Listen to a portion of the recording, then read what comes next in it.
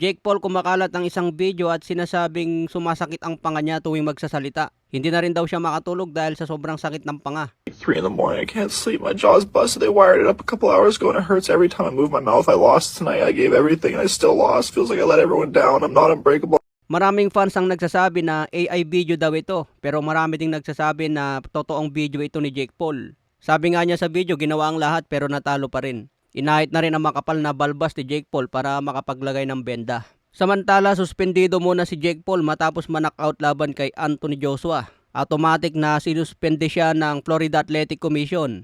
Nangyayari talaga ito sa mga natatalo by knockout. Binibigyan ng suspension minimum 30 hanggang 60 na araw. Depende sa assessment ng doktor. Maraming ulat ang nagsasabi na 60 days o higit pa para kay Jake Paul. Dahil nabali ang dalawang panga. Kinumpirma mismo ni Jake Paul matapos maoperahan. Si Anthony Joshua naman kahit nanalo, may mandatory na 7 araw para magpahinga bago mag-training o babalik sa boxing.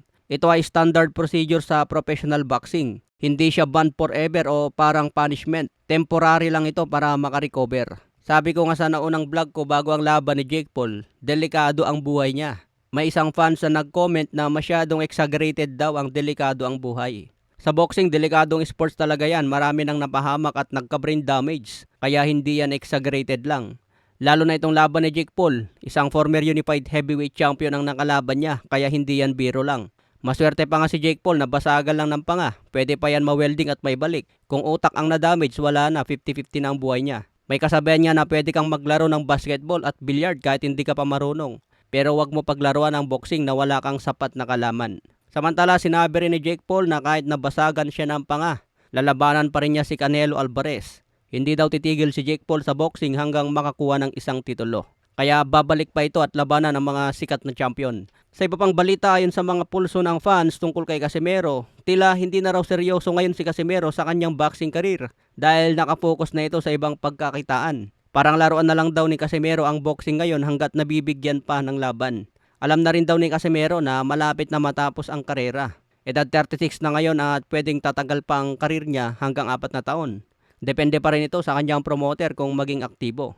Isa na lang ang habol ni Casimero ngayon mga boss, mabigyan ng big fight, yung may hawak na belt para ganahan sa training.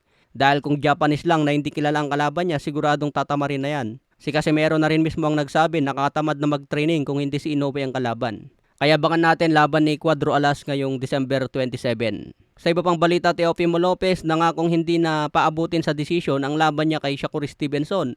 Alam ni Lopez na mahirap kalaban si Stevenson dahil mahusay itong mag-outbox at dumepensa. January 31 ang laban na ito kaya abangan natin.